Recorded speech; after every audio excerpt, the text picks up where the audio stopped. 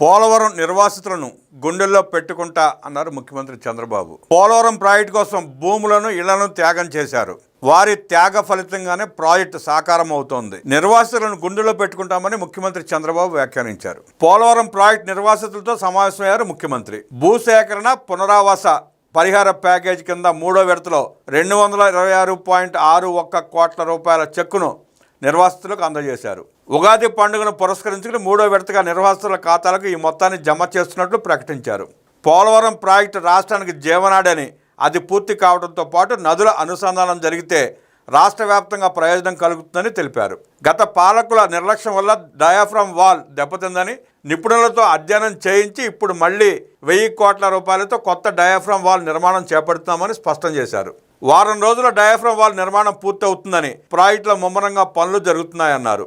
21 నెలల్లో ప్రాజెక్టు పనులు ముమ్మరం చేశామని వివరించారు.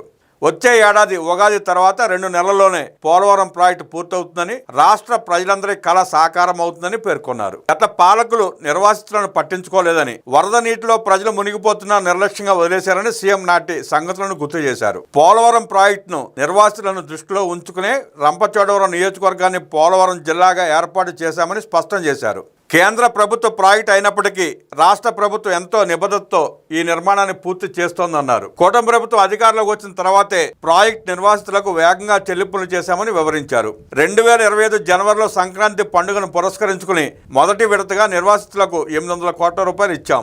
గత ఏడాది దీపావళికి రెండో విడతగా 916 కోట్ల రూపాయలను నిర్వాసితుల ఖాతాలో జమ చేశాం. ఇప్పుడు మూడో విడతగా ఉగాదిని పురస్కరించుకుని నిర్వాసితులకు 226.6 కోట్ల రూపాయలను చెల్లిస్తున్నామని ముఖ్యమంత్రి వివరించారు.